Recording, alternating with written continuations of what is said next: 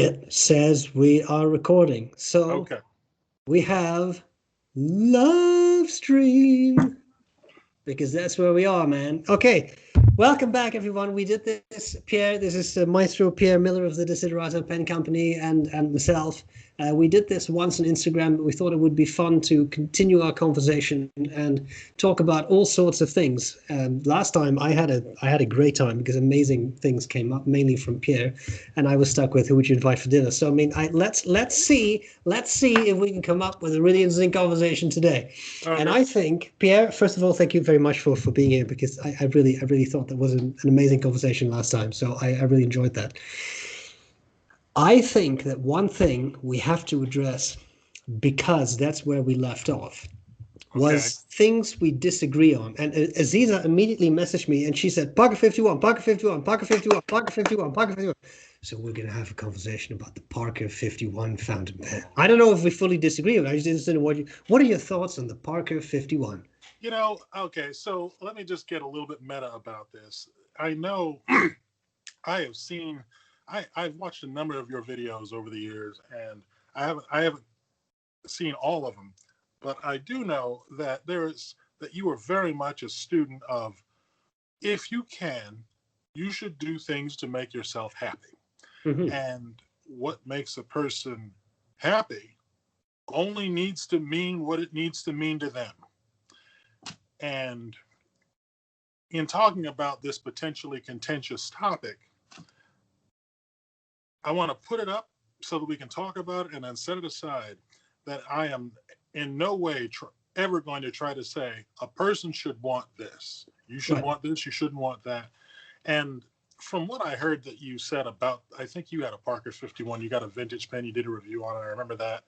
And more or less, your reasoning was it's just not what I like, which is fine. Um, when I think I messaged either you or Aziz or I forget how I got it over to you guys, but um, what I had to say was just little nitpicks about things that you threw out in the course of the interview. Nice. Nice. But uh, you know, for the reason you don't like it, like I can't talk you into liking something, and I try to tell my customers this when they come Mm-hmm. to me at a show. You got to get what makes you happy. So I'm just gonna put that out there. For sure. I'm pretty sure you agree on that one, but I'll just leave it out there. Absolutely. So what do I think of the Parker 51? For me, I think the Parker 51 is perhaps one of the best, if not the best, fountain pen ever made, according to my metrics. Um, Okay, we'll end the discussion here. No, I said I'm just kidding. so what? I didn't get I that said, last I part. said, I said, we'll end the discussion here. No, they'll call it a night. No, no, Uh, continue. No, yeah, because I'm seriously interested to hear what you have to say. Yes. you know, the Parker 51. So foremost, I think a pen is a tool, and um, if you need a thing to write with that puts out ink, sometimes you need something that is a good tool. What are aspects of a good tool? You want it to be durable, you want it to be reliable, you want it to be affordable, and ideally, you want it to be, those are the necessary requirements for a tool. As a guy with a lot of tools, I'm in my workshop at night right now. I know you want all those things, and a nice to have is nice enough to make you feel good about using it, but not so nice that perhaps someone wants to take it, which is a side effect that anybody who's ever worked on a job site or worked in a shop knows. That's kind of where you want to go. You want to be in that sweet spot. So the Parker 51 is not an ostentatious pen. It's got a metal cap so that you don't have to worry about destroying it when you drop it. Drop it on the cap. The barrel is plastic because it's comfortable, and the plastic allows it to become inexpensive. Um, I know that ply glass sack in the Aerometric Parker 51, those sacks last forever. Mm-hmm. I actually bought a Parker 51 Aerometric at a swap meet once, and it was a huge mess. But all I had to do was flow some ink through it, and works right again. I have no idea how long that was dried up. People have said they've found Parkers inked up decades, and they come back out okay. And so it's reliable, it's durable, it's kind of understated, but it does have its own simple kind of appeal. I think the little Parker arrow is very delicately made. The cap is always shiny, but not a smooth gloss. Mm-hmm. So it doesn't show wear quite as extremely as it might. Like if you've ever had an aluminum pen, if it's glossy, that goes away in seconds. So it's just right there. And as a guy who designs with an eye to checking a lot of aesthetic and technical criteria, I know that those things don't just happen overnight. It's considered. Like for one thing, the grip section of a Parker 51 is partly straight taper, partly complex curvature. And what that tells me is someone thought about that. It wasn't let's just cut a piece of an ellipse. Mm-hmm. No. Someone worked that out to suit their taste, and which allows it to have that wonderful slip cap that of all the slip caps I've ever used is the one that doesn't come off in my pocket more often. That is true. Yeah. So I feel like, all right, so those are a lot of great things. It's a great pen, and they made millions of them, so you can get them now. And they're pretty easy to service. The nibs are that classic Parker hard as a diamond-coated nail, Mm-hmm. which is what you need when you need a tool. You want something that's not going to fool around with no squishiness or any of that business. You just want to write. So, and that's great. And I got the impression out of the review that you would probably grant me all that, but that's not that big a deal to you. That's not what you're looking for. And so, okay, this is fine. We can't hang out, obviously, but that's just fine. So that's kind of where I come. That's kind of where I'm coming from. Nice. Yeah, I grant you all of that, but that's just not what I'm looking for. No, it's true, and I also see I see all the points. I mean, I cannot look at the pen really from a designer's perspective because I don't design products. So it's very interesting to have that insight in it. And there are things that I do really appreciate in it, and I do think that you raise excellent points. Indeed, those sacks are almost indestructible. The design, I think, is timeless, especially when you consider when it was designed to do the kind of bold moves with a hooded nib and instead of a big nib, and the whole shape is futuristic. It was futuristic then, and it still works now. So that's something that can stand the tooth of time that way is amazing. I think for me the issue with it is twofold, and both of these issues are completely personal. One is that given the hype that pen has received when I got it, I think I was a little disappointed as to, so this is it. But I think it's exactly your perspective. I think is very interesting. But it's just a tool to be used. It was designed to be a tool to be used. It is not ostentatious. It is not a super luxurious thing. It's just something that does exactly what it's supposed to do. And in that regard, I think that's absolutely right.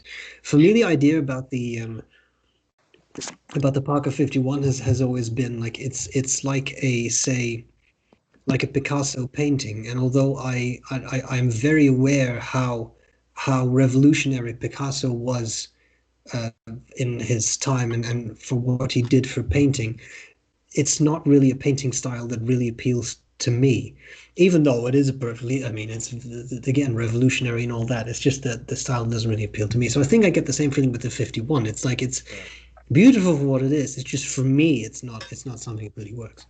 Sure.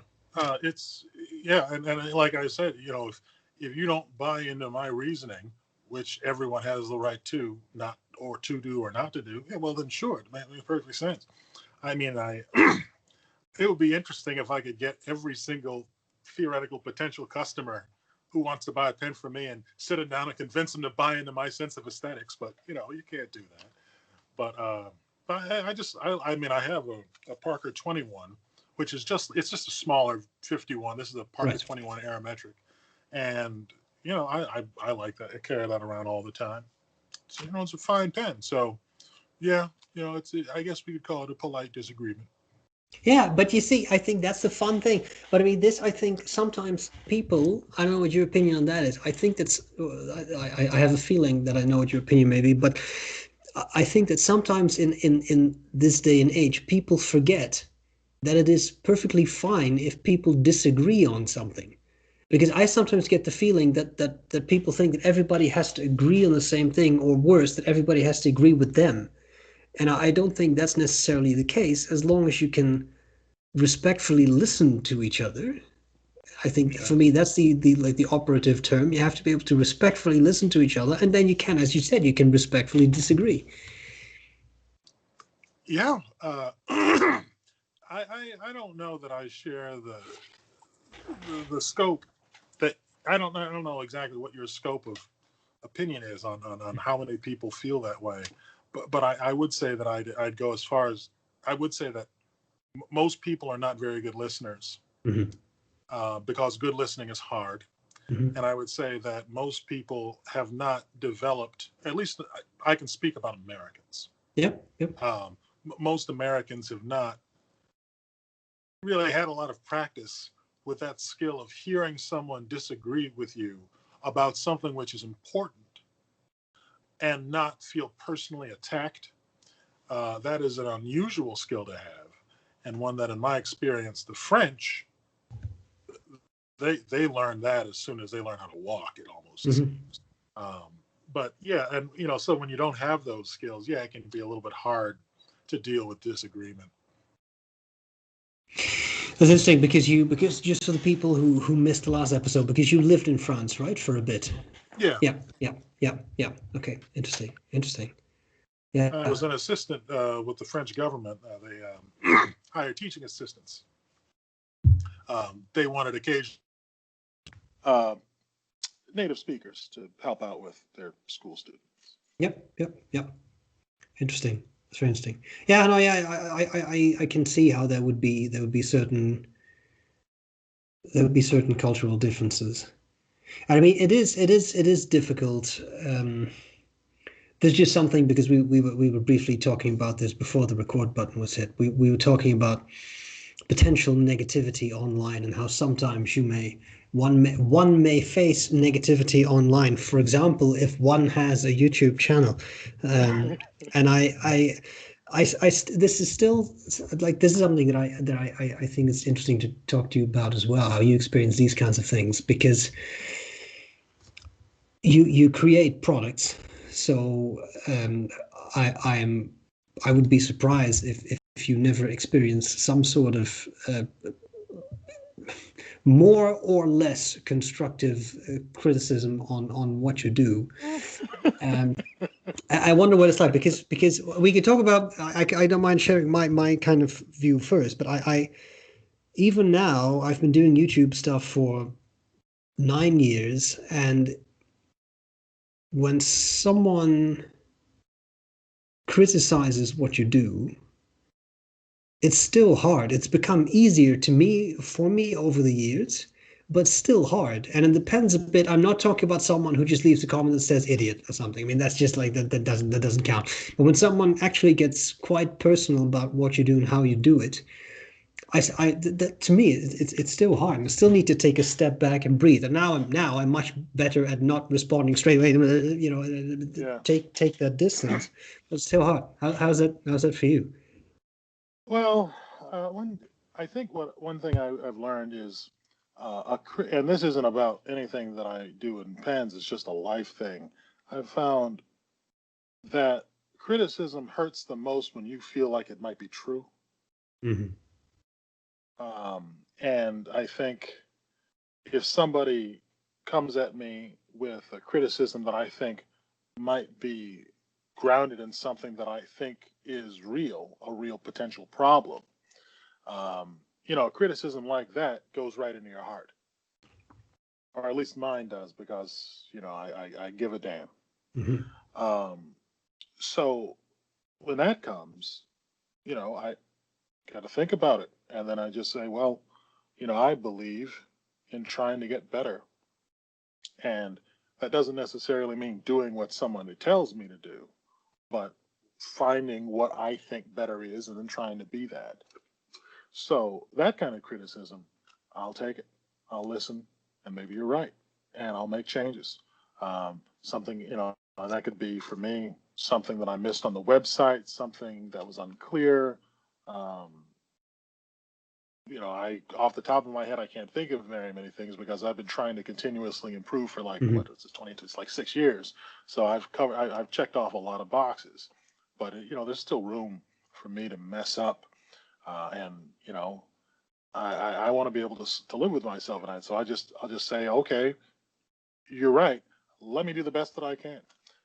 Probably the hardest personal criticism came back a few years ago where there was a customer who I sold a product that I was proud of but was inferior. I couldn't do better than this, but it still wasn't good enough. And they ran into problems, and I figured, okay, I think I can fix this. I tried to fix it for months, but I couldn't get it. I couldn't sort it out because I didn't know enough. And I set it aside and said, I'm going to try to sort this out as soon as I can. But you got to get the bills paid. And I worked on other things, and I noticed me working on other things, and that burned them up a little bit. And then I ran into that person in person, and they were very unhappy with me, and I had to take a lambasting that was pretty strong, and they were entirely right. I did the best that I could, but it wasn't good enough, and you know that frustrated. I wasn't angry at all. I was just sad. I was sad that I messed up. Um, but I tried the best that I could to make things right before then and up to then. And it turns out that there was a misunderstanding. It's like when I realized that I couldn't help them out, I sent them their money back, and they didn't accept the payment.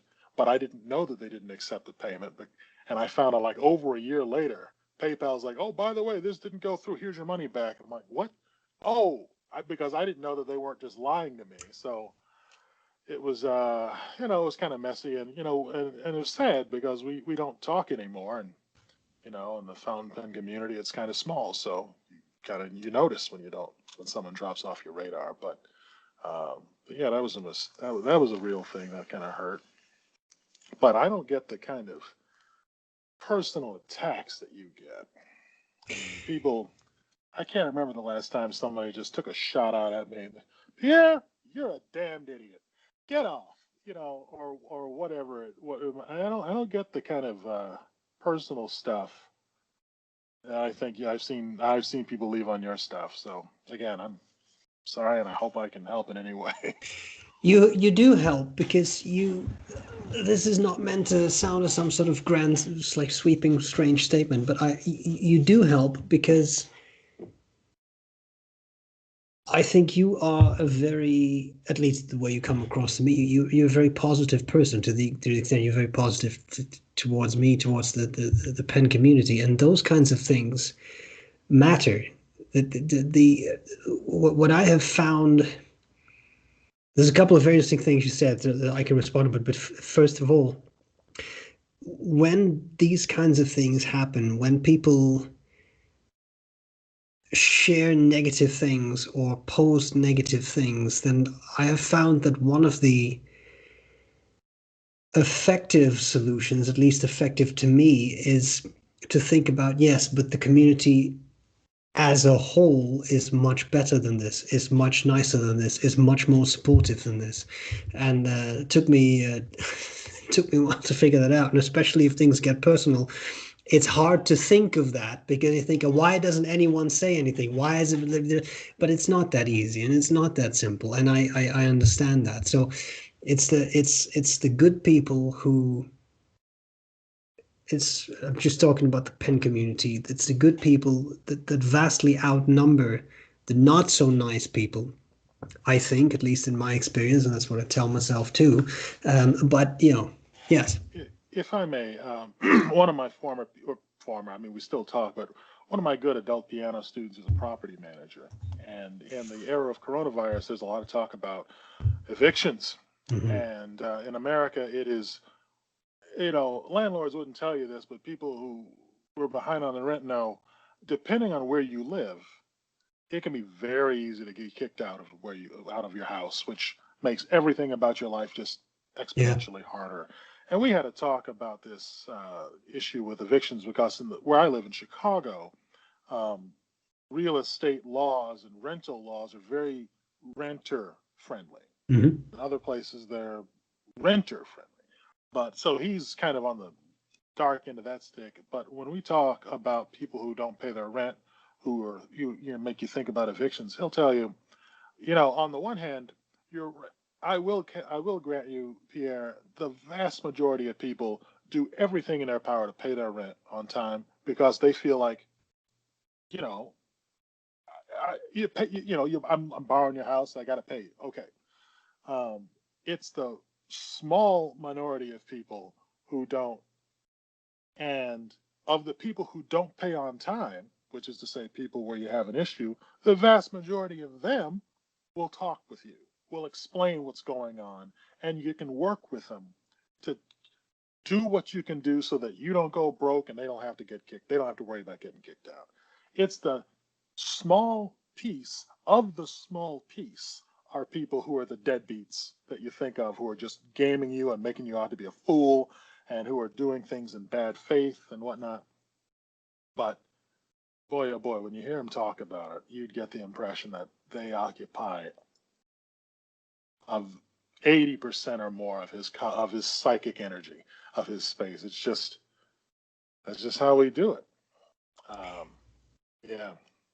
It is, and I think it's because it's the negatives that stand out. You can get 100 nice comments, in my case, 100 nice comments, but it's the one really negative personal one that stands out, and that you really notice. Could it be flipped on its head? Could it be?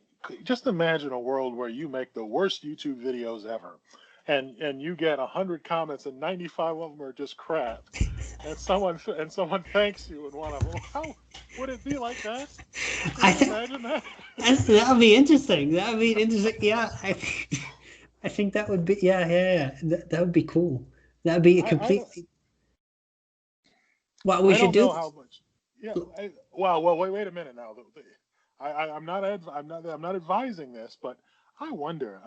I wonder if people just, you get used to anything. You can get used to whatever you get used to. Yeah. And for what it's worth, I think your videos are pretty good, and you probably get a lot of good, and the negative stuff stands out because it's rare. Uh, I wonder, it might be that simple because I don't know that the positive stuff that's rare doesn't stick out because the rare positive comment that's rare in an unusual way really does stick out. Like when someone places an order, most people don't say much in the order comments. Occasionally someone says, "Thanks for everything you do. I've been looking for a product like yours for years. I can't believe I found you. Thank you so much." That's great.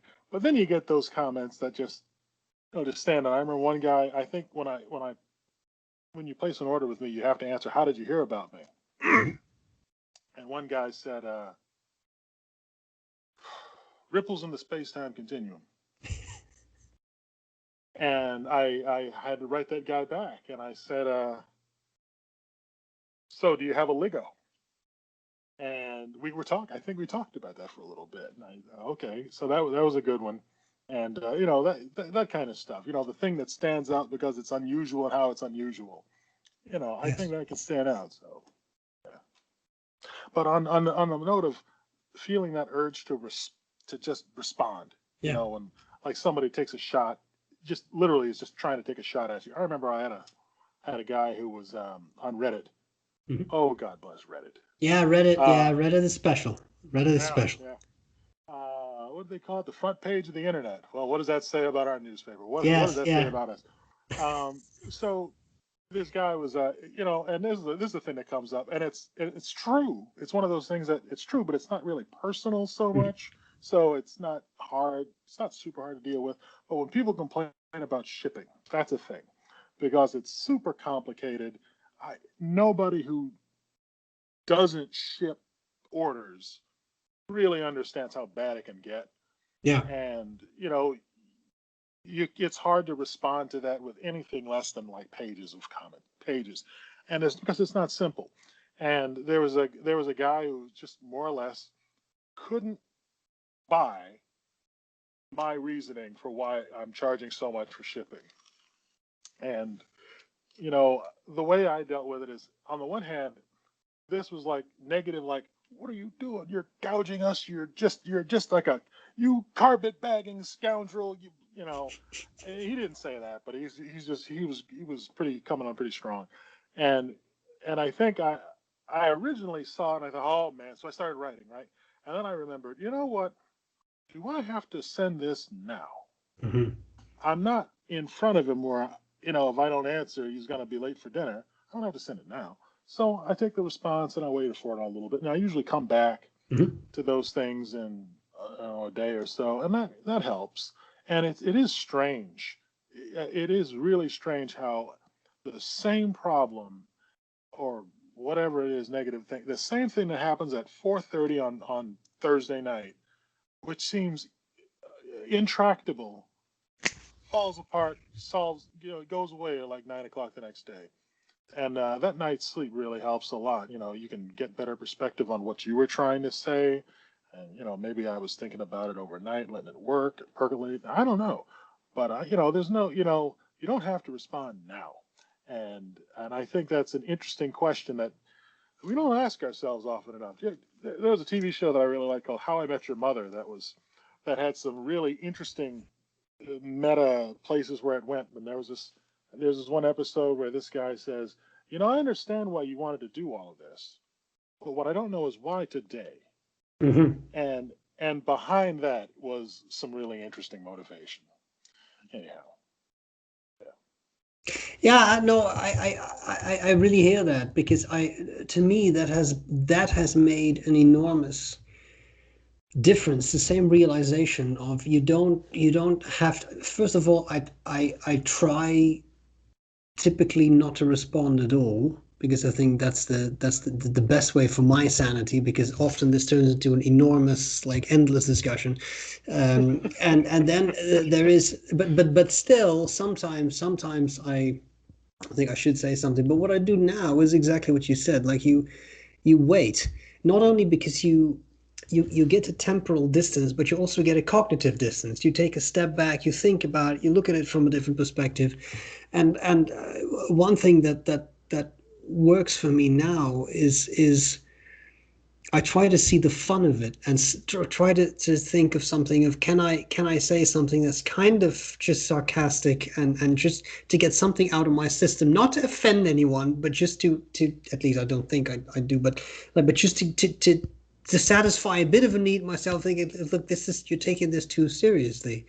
This is something that, because last time we talked, we talked a bit about stoicism. I've always found this is a slight paraphrase here, but from Epictetus the Stoic, is this recommendation: if someone comes up to you and says this or that person spoke badly of you, you should respond, well, then clearly they don't really know me, because if they did, they would have said way worse. And I've always thought that is kind of a nice way to look at things, because it's kind of a sardonic humor of, yeah, actually it's, you thought this was bad. I'm way worse than you now think I am. And that again, that distance, I think, is something that works very well in a lot of contexts, actually. Oh, sure. If I can jump in really quickly, one other way to look at it that has helped me as a business owner for a number of years is when someone makes a negative comment. And early on, the negative comment that I would get the most is, "Oh yeah, Mr. Miller, is that right? There's no way that it's too good to be true. This man is a huckster. No way. It's bogus." Is when someone would give you a negative comment is actually an opening for you to clear the air in a public forum. So, if you respond in the way that you are speaking to someone else who's going to read this transcript, that makes it easier to come up with something that's um, better for everybody. Yep. Yeah. Yep. Yep. Yeah, it's a good way to look at things. Sure. Yeah. Nice. I like it. I like it. Here's a question I have that is is going to be like one of these. Yeah, exactly. One of these dreadful questions that is putting someone on the spot. But I It can't be find this. worse than who do I want to have dinner with? No, exactly. Man, I can't. I thought that was my comfort tonight. I thought I cannot do any worse than ask him that. So I'm going to ask something else. Here is something that I find a fascinating. It's not really a concept, but a fascinating thing. Creativity, because when I think of creativity, I often think of expressions of art or something. So you are a creative person, I think, because you're a pianist and a composer and a piano teacher and a pen maker and overall like all-rounded amazing person. So you are a creative mind. So what um one thing that I wondered about is what is your this I know this is such a ridiculously broad question. I don't even know if I gotta tell you, I'm in my shop right now, and I'm wearing my slippers because I'm not doing any work. I had to take my slippers off, man. With all that, I just had to. I'm just letting you know I'm barefoot right now. no, Okay, go I know ahead. it's good. It's good. I'm not even wearing any pants, so it's fine. So what, how do you again, this is the ridiculously broad question and we can narrow it down, we can talk about, but how do you see creativity? What does that mean to you? What is it to you? You're asking me, what? How do I see creativity? Whatever creativity is, how do I see it? Any kind. Yeah. Well, first I would say, first I think of what are ways that I see creativity. And the first thing that comes to my mind is actually problem solving. I think, and I haven't heard this question before. Thank you for asking it. I have not had the opportunity to cook this for a very long time. So this is prima vista. Yeah. Shit, that's I, what I'm saying. I'm inclined to say that creativity is essentially finding a way to solve a problem. When you're when you're a composer and if you're a working composer, like Haydn at the Esterhazy estate, or Bach when he was Kapellmeister, uh, or George Gershwin, where your job is to churn some stuff out for people to listen to.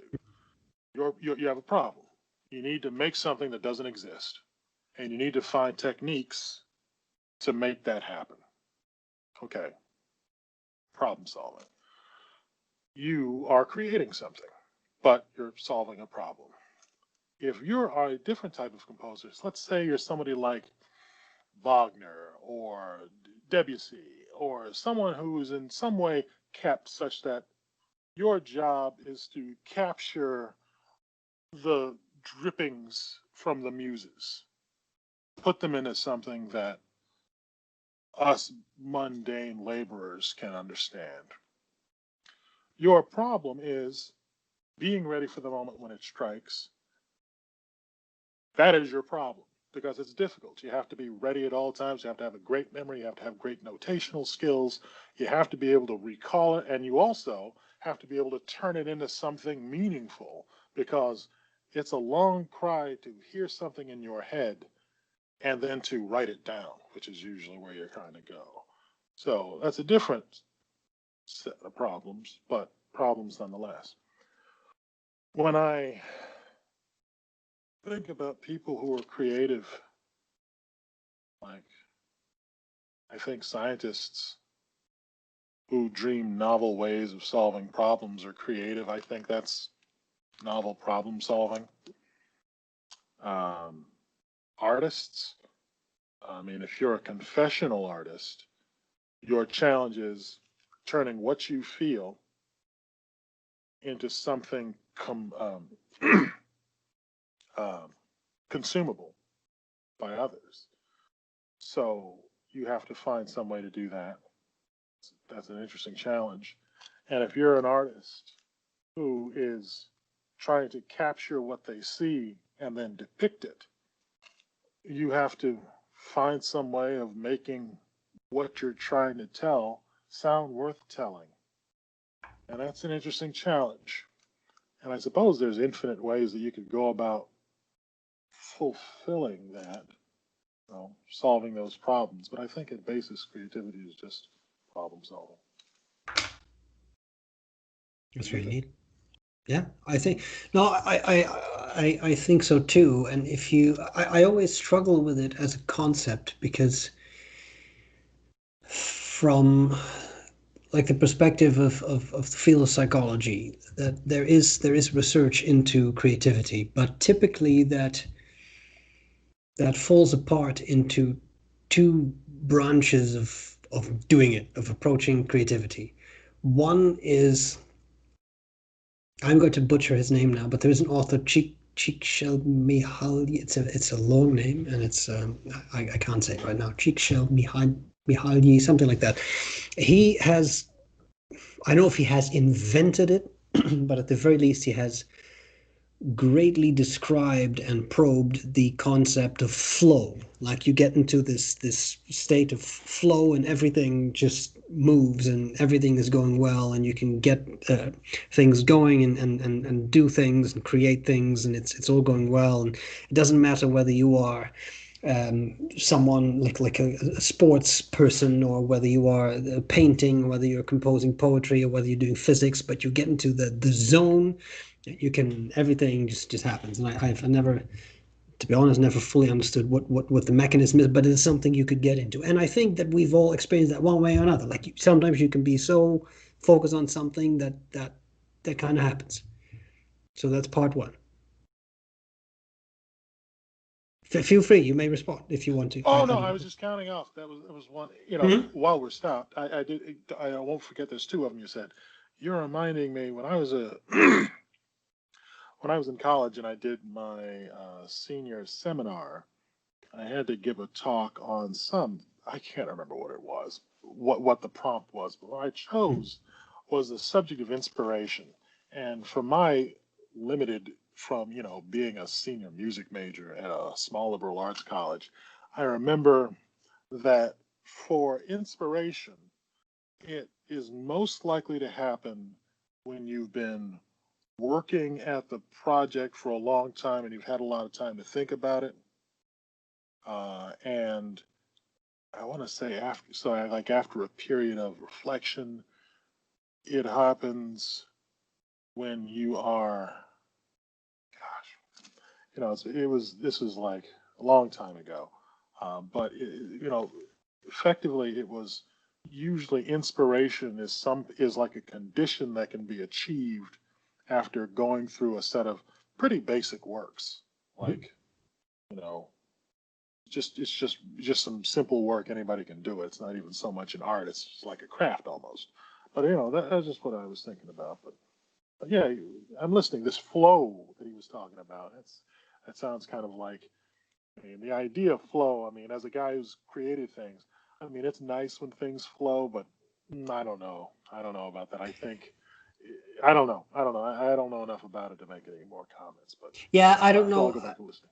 I also don't know exactly enough about it to really assess how it would work. And I mean I guess I don't know, and I'm speculating, but something like I don't know, like maybe a runner's high or something, as you get endorphins and then you get into that. But then I don't know if you get that if you're just, if you say painting, or I don't know, I just don't know. I don't know if that works.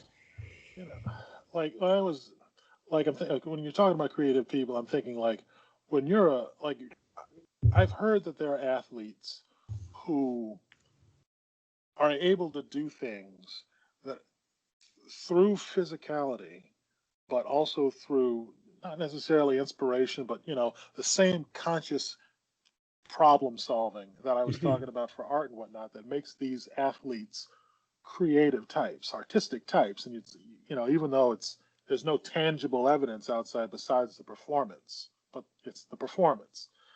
Those guys, and I could imagine there would probably be moments where your training intersects with some opportunity and happening to be on the right day for you, that you can do things like I can't remember that guy who I don't think it was Jesse Owens, but on those days where you get 4 gold medals in one day, Mhm. or I think you know that you might think of that as kind of flow, but most of the work of a creative person isn't that. Uh, I don't think so. Yeah, What's the exactly. second one? The second one, well, the second one. So typically, creativity is hard to measure in a lab because it's hard to just sort of put someone on a chair in a room with white walls and say, "Now you be creative." Just be like that. That doesn't really work too well. So typically, what they do is they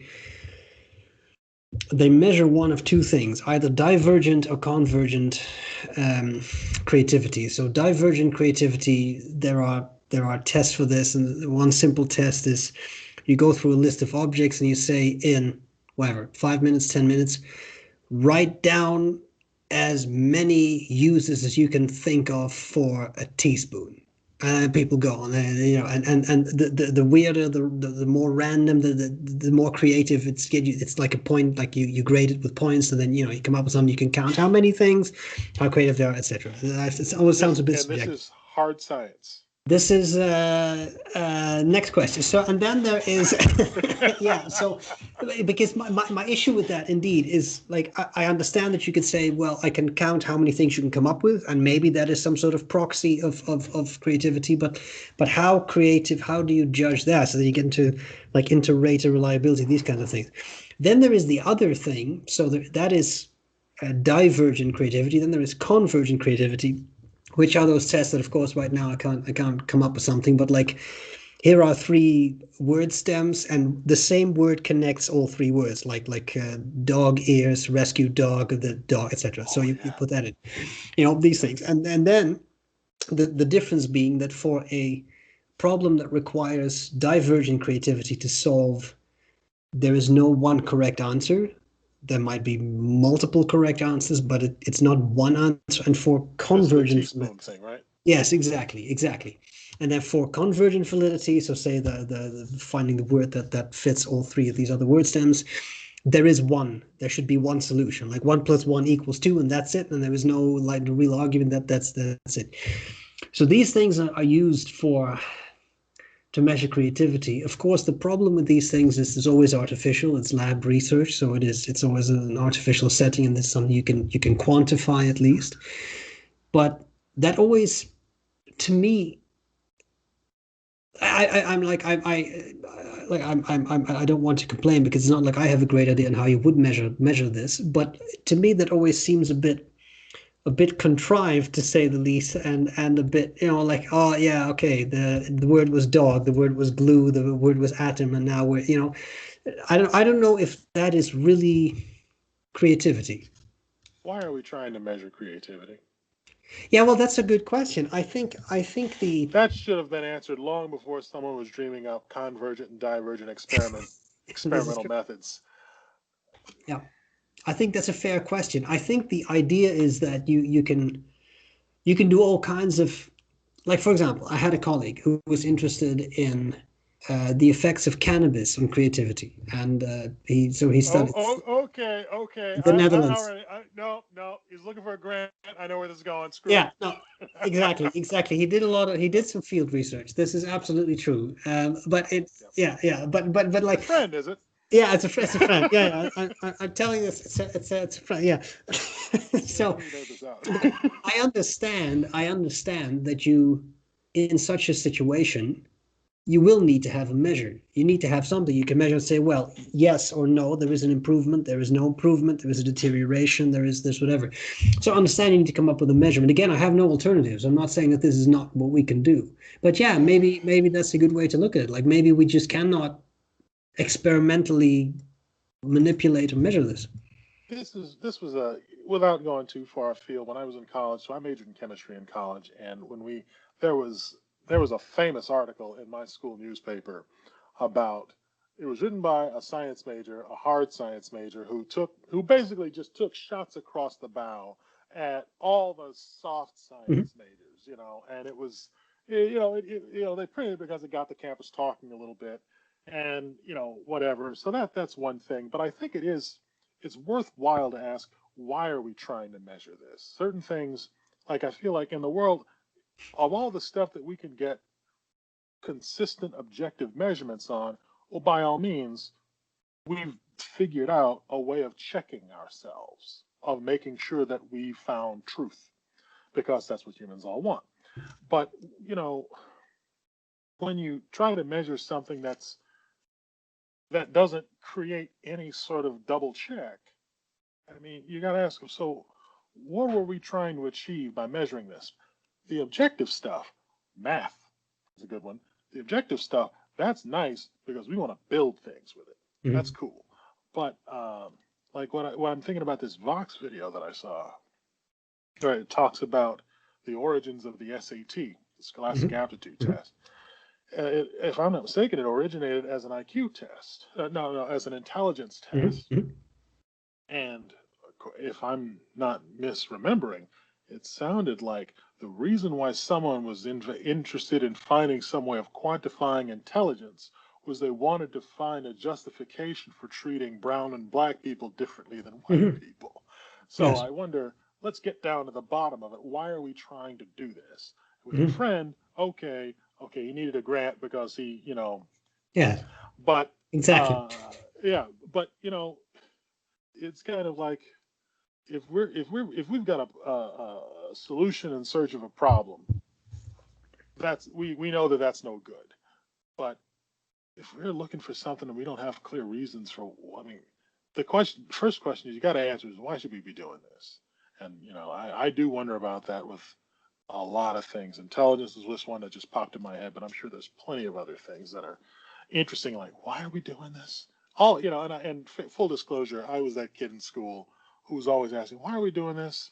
Do we need to Really, know I this? cannot What's?" imagine you. I cannot imagine you being like that, Pierre. I just can't imagine it. Well, you just imagine little, you know, 6-year-old, 5 foot tall Pierre Miller over there asking teachers, "Why do we have to do this? You know, what are we going to need this for?" You know, I look pretty much the same as I do now. I think, yeah, pretty much I look the same. So yeah, it was yeah, I've always wondered about that because not like I'm trying to save time or something. It's just if someone's telling me I have to know something, I don't know. It just instinctually I want to know why. That's always the question. Fine. So what do you think of that? No, I think it's I think that is great reasoning, and I clearly I am a psychologist, so we like to think that what we do is science. We use the scientific method. It is, I think, as it comes. If you look at the social sciences, I do think that psychology is one of the more experimental fields where we try to make effort to do the experiments. Don't just do correlations. Don't just do observations. Do all that stuff. But having said that, there is a lot of psychological research that I don't want to say boggles my mind. That's too strong. But that does make me wonder, what have we now learned, and what did we want to accomplish? And now that we know, wasn't it obvious from the start that this is what you were going to find? Which is another risk in itself. Of Are you then not sort of affirming what you thought? Now, again, with an experiment that should be controlled, but yeah, we know what that is like. That's the difficulty with psychology, is that as a human, you study humans. So You know, I will say I think there is value in it for what the research finds. mhm. Um, you know, I think it's a field that we need because it's like the human condition is, I mean, to me, the human condition and the mind is like, it's as though we're trapped on this primitive, it's like we're trapped on this desert island living in caves and we're living in caves, we got no tools. And the human condition in this metaphor, it was like a supercomputer fell out of the sky and landed on our stuff intact. And we're like, what is this? Mhm. And I think it's a worthwhile pursuit. What is this? Maybe more people need to study it so we can get more brains on it. maybe we were just able to make real progress with chemistry and physics and math, all the way, the Einstein field equations, all that Mhm. stuff. Maybe that stuff was just simpler, and trying to figure out what we're the little levers of power that can be pulled in our brains. Maybe it's just so hard that we just need more time on it to come to real, provable, Mhm. reliable, repeatable stuff. Like the Milgram experiment was cool. Mhm. It's like Yep. that told us something we didn't know. That told us something we didn't Yes. know. Yeah. And the other, and what's his name? There's the Stanford prison experiment, Mhm. for example, or the little, the baby crawling across the Yep. the, the Yep. Yep. tile Yep. floor. Yep. All of those things, it's like it shows us a little something. But it shows us this tiny little fraction. I don't even know how big of the fraction is. It shows us like a sentence out Yep. of the out of the tome. I have no idea, but maybe we just need more research, see what we can find out. I think, well, I Because think, yeah, I think there are two interesting things there. One is that, yes, if you look at, when you look at the natural sciences, mathematics, chemistry, physics, and you look at how long we've been doing that, that definitely has a few hundred, if not multiple hundreds of years in some of those cases on what psychology has. Because realistically, the whole year of psychology is typically considered to be 1879 because that's when Wundt in opened the first actual lab in psychology in Germany. When you think about it, 1879, that's just the end of the 1800s. So we haven't been doing it for that long. The second thing I think that's interesting is that, yes, we are making progress by doing things that we haven't done before because we didn't have access to them before. So, for example, being able to image the brain in vivo while it is doing things is teaching us about the brain in ways that we couldn't do before because we didn't have that technology. So, in that regard, yes, I think we are making progress, but more time is needed. And of course, there is, as I said, the factor that we are humans studying other humans. So there is just so much that we don't know, plus your own biases and their biases and that kind of stuff that makes it a bit precarious sometimes. I don't want to. I did this to a couple of Jehovah's Witnesses that came to me the other day, but I'm going to Uh-huh. just throw it out there. I Yeah. think one thing that I can have faith in, that I do have faith in, is I think we give ourselves enough time. I think we can sort out that. I think we can get close to, if not overcome, that problem of humans researching other humans. Mhm. I think if we give ourselves enough time, we can come up with methods to control for the stuff that we bring into the situation, if that's the issue. Yep. So I'm hopeful for that. But that's just a faith. That's just faith right there. Yeah, I think so. Yeah, yeah, I think so. Yeah, it's a matter of time maybe, and interesting progress, interesting ways to look at it. I think because we again with the advances we've made, I think we will be able to move a lot farther now that it's becoming relatively speaking, a harder science. I mean, if you look at something like a brain scan, it's a brain scan. They have someone's brain. There isn't a whole lot they can do about it. They're being scanned as they do something, as opposed to people sort of vaguely observing others doing things and interpreting what they are doing. Another thing, that's what I wanted to say. Sorry, I knew I had another thing to say and I forgot. I think another thing that has hampered psychology a little bit is that unlike,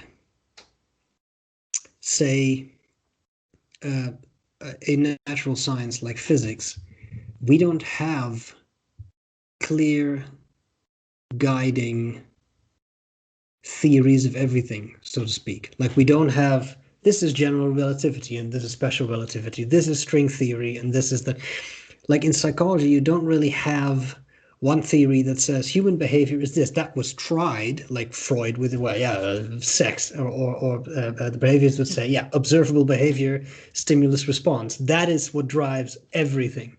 But all those things have kind of been shown to not drive everything, which is drive facets of humankind. So, and I don't know if it's possible to have a theory of psychology that explains everything about human behavior, and this is how we are motivated, you know? So until we have that, which we may never have, it may also be a bit difficult. Well, maybe, one place maybe there is one out there. Maybe there is maybe it's not a book. I call it a thin pamphlet Hmm. of how to not hack, but how to create predictable responses from the human condition. Hmm.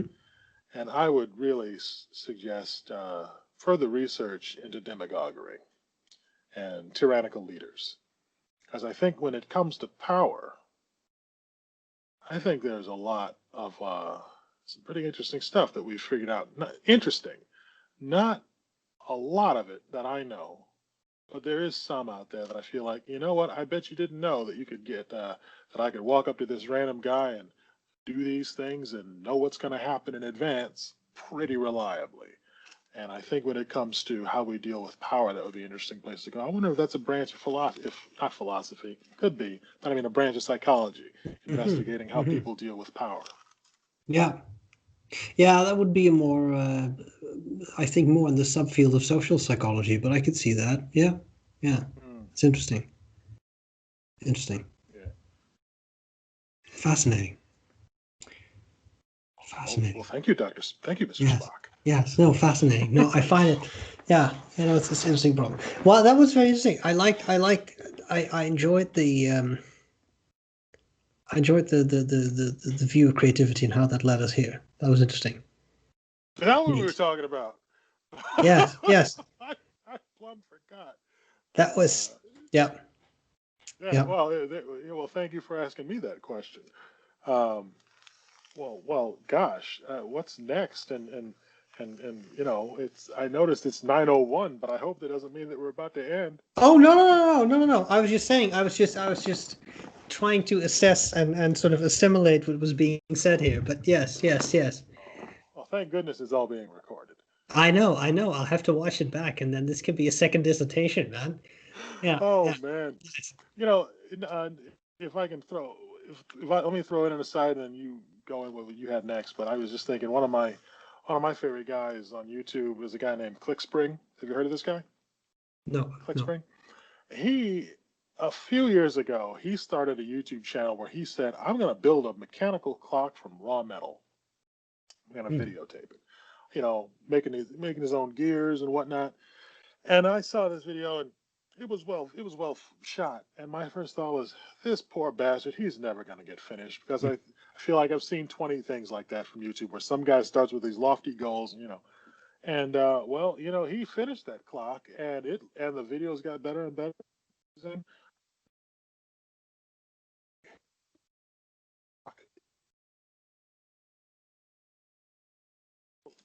And then it got to, well, what's he going to do next, right?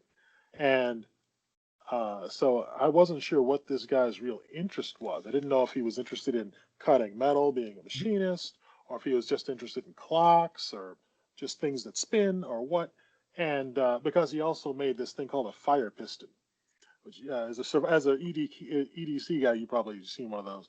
So I didn't know where he was going. And then he says, "Oh, I'm building a copy of the Antikythera mechanism." Are you familiar with the Antikythera mechanism? No. The Antikythera mechanism is a rudimentary geared mechanism designed to tell you the phases of the moon, the position of the planets, when the next Interesting. eclipses are going to be, and you could calibrate it based on where you were, and it was accurate as an ancient Greek would know. And, so there were approximations made in how it was designed that show that the guy who programmed it didn't know the truth yet. Right. But for what he knew, it sorted out what he was looking for, the way he knew how to look. And along the way, so he said, "I'm going to build an Antikythera mechanism. How about that?" I said, "Oh, okay, great."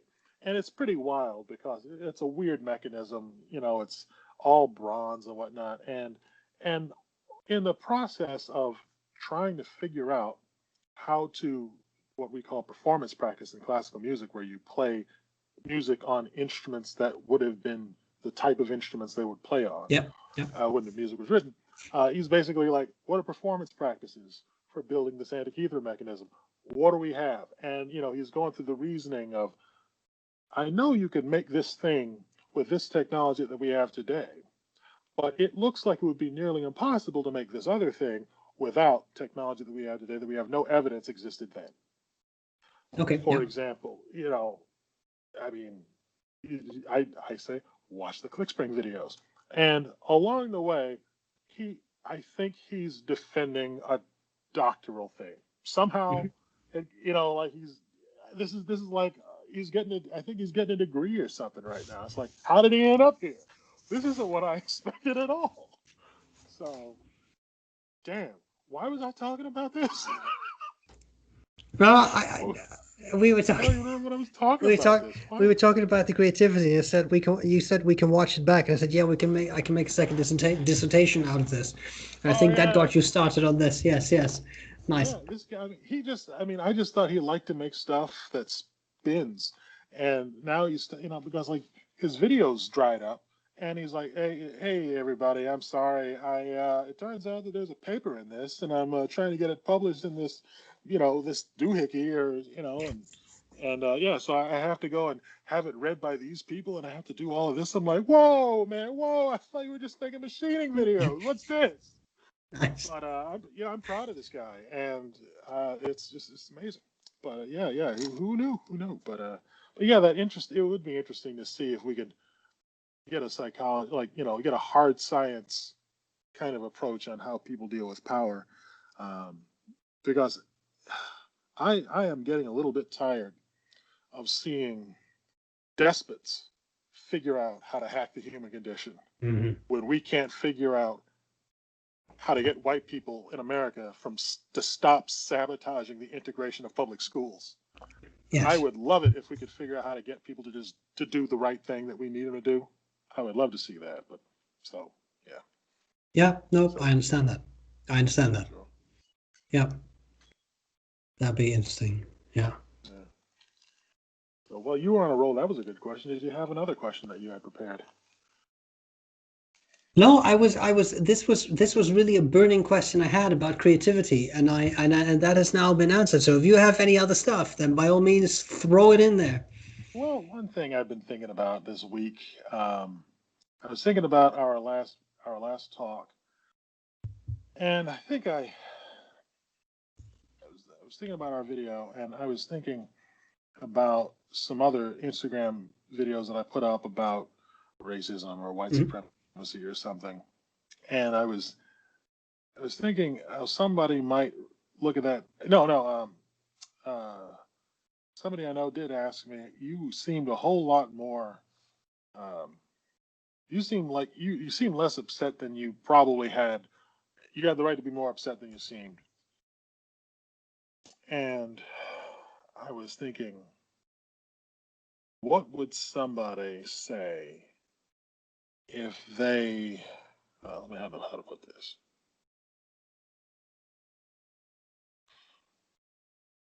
You lived your life, saw your conclusions, and got where you are, and you act this way. Why is it that who I think is as reasonable as you, Pierre, look at these things and feel differently? And I know that's super broad, but I don't know if I have an answer to that, but it did make me think, and I wanted to talk about this earlier. It made me think maybe the reason, or part of the reason that I'm interested in, I don't know, that I'm a liberal extremist, as we might call it in America, has to deal with hypocrisy.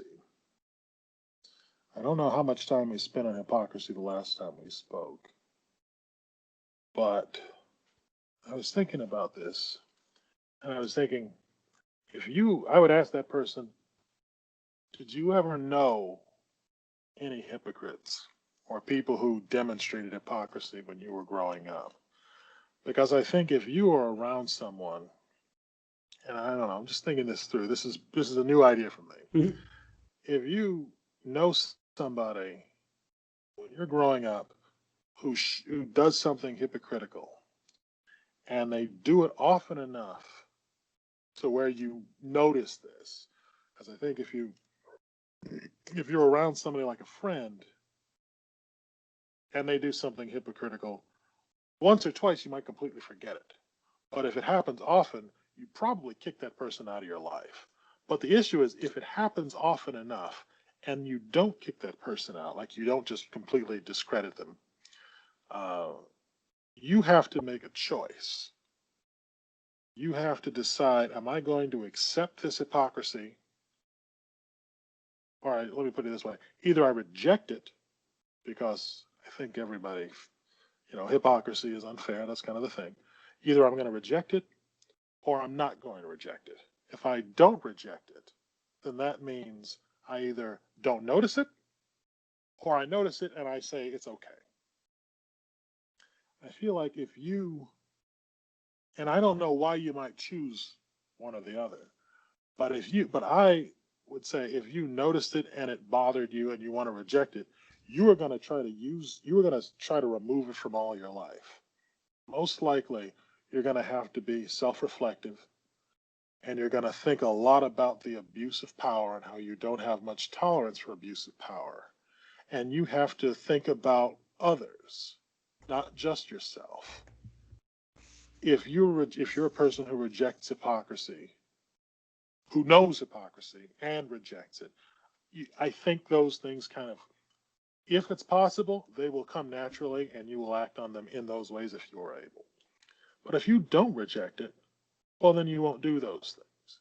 You might not necessarily have that motivation to be self reflective or Mhm. to tend towards altruism, or you might just look at the hypocrisy and say, well, he's not being a hypocrite. I know being a hypocrite is bad, but, he's just trying to get what he's trying to get done. He's just trying to do a certain thing.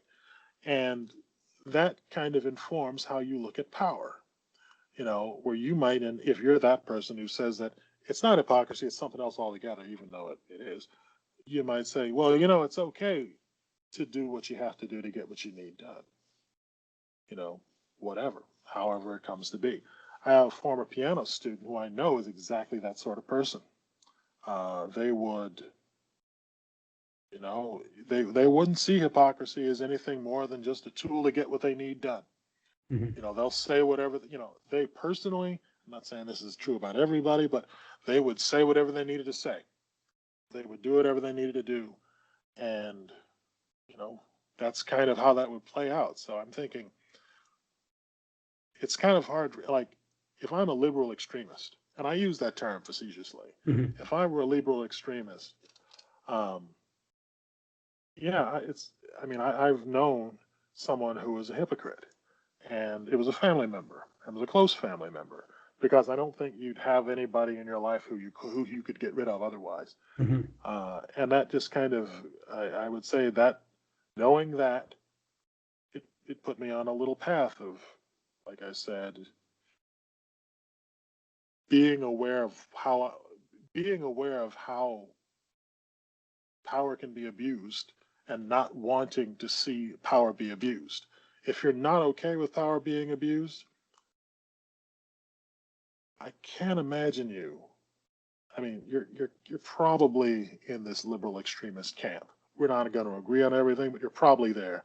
But if you don't care if power is being abused, well, gosh, if you were a liberal extremist, what kind of liberal extremist are you? You're probably pretty Mhm. terrible at it, uh, or you're highly conflicted, or you're not thinking things like me. So that was a thought that I had this week, or last week. What's your response, if anything? Yeah, that's interesting. I think I wonder to what degree people are aware of their own hypocrisy. This is clearly not, you can't say they are or they're not. Like, it depends on the situation and the context and the topic and all these things. But what I do think that's a factor in all that. If someone is not aware of that hypocrisy,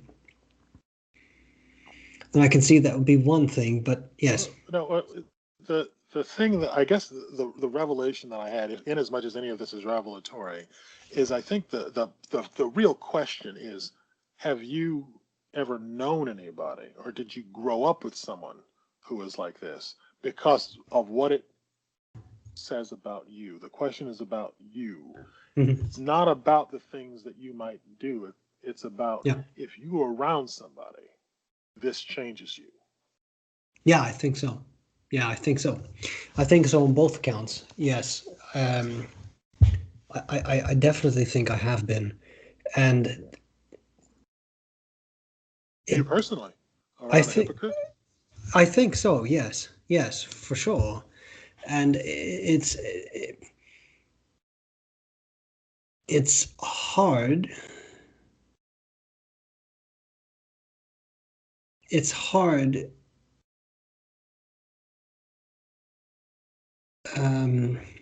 Just thinking how to say this. I find it a difficult situation. So I will give this example, which involves myself. Um, at some point, I'm going to keep this really vague because this is actually this may or may not be a pen world scenario. So I'm going to keep this really vague. At some point, I'm somewhere with a friend, and I know this friend to be gay, this homosexual friend, and someone, other people come up. It is clear that we all know each other, like we all know each other. It's clear that one of these people who comes up has had a couple drinks, right? Definitely a couple drinks. And in a nutshell, they start to crack gay jokes. And You mean anti-gay jokes? yes, yes, yeah, Okay. not, I wouldn't say anything, I wouldn't say anything incredibly hateful or anything, but gay jokes. Yeah. And Because this you is don't often difficult. hear people talk about this group of people came up to me on the street and they gave me pro-gay jokes. Yeah, yeah, no. This was more anti-gay, and it was actually, it wasn't jokes. It was one joke. But I felt, I found. Let me rephrase it. I did nothing. I did nothing on the spot. I did nothing. Now this is a couple of years ago, but I still have feelings about that, about how awkward the situation was, how I felt a mixture of um, astonishment because I really didn't expect that. And again, nothing like super hateful was said, but still, that mixture of feeling astonishment, but also feeling a bit of anger, also feeling sorry for my friend standing there, and then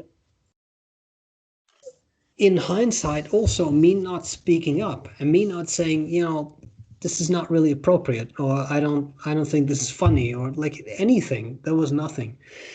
And that's an act of hypocrisy because I love my friend and we get along really well, and I just don't think that type of behavior is appropriate, and yet I did nothing.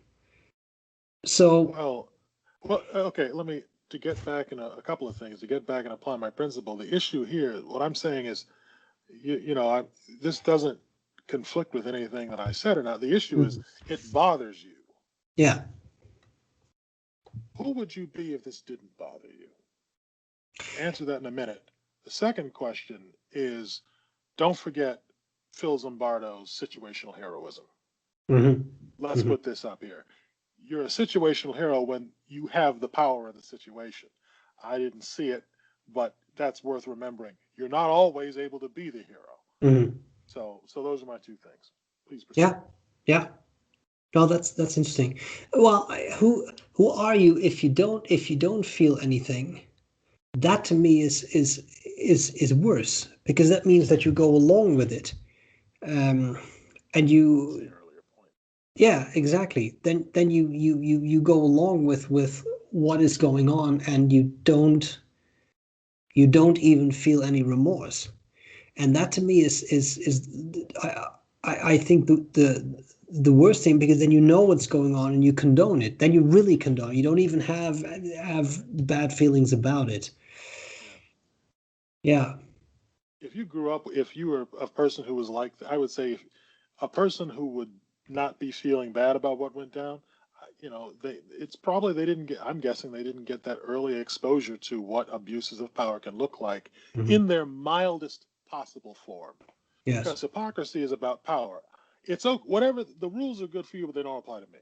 I have this power to do this thing, and it's not available for you. And that's power, plain and simple. It's not the usual ways that we talk about power abuses. But if you're okay, how do you feel about the weakest possible power abuse? And if you don't have an opinion, well, then anything can happen. But if you have an opinion, one way or the other, now here we are. Yeah. Yeah. Yeah. For the sake of our viewers, situational heroism is a great principle that Phil Zimbardo talks about. Are you familiar with this one? Because I am Phil Zimbardo. I'm sure you heard of him. Zimbardo, absolutely. The situational heroism is not one that immediately rings a bell, but Oh man. Oh well, I'm glad I'm talking to Doc Brown yeah, about yeah, situational yeah, heroes. yeah, yeah. Uh, it's basically the principle that if you can do something, you should. Hmm. Um, he, I think he dresses it up really fancily because, he's trying to get a grant, he's trying to write a paper, all of that. But the basic principle is that if you see somebody or see any situation where you are in a position of power to act on it in what you believe is the right way, then you should. And if we can get everybody to buy into this principle, we can move things along pretty well. Yeah. Not necessarily waiting for the heroes, the superheroes to come out of nowhere, but to just be the superhero as needed, Hmm. in that moment. And a simple example is I was at I hesitate to call this place a restaurant because all they served was ice cream and cookies. Hmm. But I was at this place a few Not years bad. ago. No, no, it was actually pretty good. It's like, it was in the middle of the college part of town in DePaul in Chicago, and so it was filled with college students who were up late to it. They closed at like 4 in the morning. It Hmm. was great, but I was in there and I was just sitting in there eating something, and this guy apparently had his bike chained to I think it was chained to a telephone parking meter. But the bike had fallen down and the wheel was kind of in the street a little bit, and someone started backing up and they were going to run over this guy's bicycle wheel, and nobody else in the rooms either noticed or cared. And I'm like, am I the only one who sees this? So I ran out there and I pulled his bike up and, oh, wait a minute, and I saw it out. And it's not my bike and he wasn't there. Hmm. I think that's kind of the basic, simple example. Yeah, so it's a little bit more detailed than if you see something, say something. I think that's fraught, Hmm. but it's the same idea. Yeah, Yeah. yeah, yeah. I agree, and this would be this is a I think it is a good principle to live by. I think the question is why don't we? Like, is it a matter of social pressure? Because I mean, in the situation I described, it's not that there was a massive group of people not saying anything. There were four people standing there. And so what makes it so that we don't engage in that? It's not to oversimplify, but I bet it has to do with how we were raised. Hmm. If you, I had a French teacher who was, I don't know why she was talking about this, but I was in a French class in college. And this French teacher said, the interesting thing about kids is that they notice everything that you say and everything that you do and everything that you don't say and everything Hmm. you don't do. And if you guys ever become kids, you got to remember that. And I'd say that's right. That sounds good. I was reading this great book about What It Means to Be White by Robin DiAngelo, and she covers this experiment that was done that shows that when you give a bunch of kids money to divide up, kids below, you give, just for the sake of it in America, you give the money to a bunch of white kids, and you do this at certain ages, and you have them to divide it amongst a group of people. Some of them white and some of them aren't. Early on, the kids divide the money equally. It comes naturally to them. At some age, either 5 or 7, something like that, they start giving white kids more money. Mm-hmm. They start favoring their own side. The white kids would favor their own side. Yeah. But what's interesting is that at a certain age, they continue to do that, giving white kids their own, favoring the white kids would favor the white kids. They would continue to do that, but only when they're alone. When you put an adult spectator in the room, they stop doing it. They start dividing it up equally. Interesting. And I think it's amazing how much kids absorb. I mean, it's not amazing to me because I've been a teacher for 13 years. But yeah, kids pick up on a lot. And I bet all it takes is for a kid to learn from his human or her human that sometimes you don't speak up. Mm-hmm. That's it. I imagine that's all it takes. Yeah. Yeah, I think it makes me incredibly sad for some reason, but it is because it shows. I think humankind has amazing potential, is able to achieve amazing things, but we're also able to not, for the simplest and most stupid reasons, not do the right thing. I mean, we all know what to do, but then actually doing it is a whole different level. And yeah, I like, for me, it was like I mentioned this on Instagram, but this remains something of interest to me. I am a white male, and I have I mean, white family members only. So I have grown up in the Netherlands, which I always consider to be a pretty liberal country. Yeah, I mean, that I think. But things got much more interesting when I got together with Aziza. Aziza is brown, and it the best kind of brown, golden, smooth. If she were a pastry, yeah, absolutely, $5 each, no problem. Yeah, no. How could anybody in the world have an issue with that? Yeah, I mean, I know, yeah. and so I mean, and not only is she brown, she's also a woman. So this was a for Would they me. prefer that you bring a man home? Yeah, well, I don't know. Oh no, for my family, it was not an issue. For my family, it was not an issue at all. It was the other thing. So, for example, we arrived. I picked her up in Canada. We flew to the Netherlands in Amsterdam, and we are behind each other. We collected our baggage. We get out. Like, literally the exit, and there is a couple of customs dudes, and I have a trolley with like a suitcase, and she has a trolley with literally same make and model suitcase, same color, same everything. And I just roll through, and they take her apart to check. They wanted to just ask some questions. It was nothing but just like, what's in the suitcase, what do you, etc. Was that random? I guess, but it was interesting that I was the one who passed and she was the one who did not. And the same thing when she initially left the Netherlands.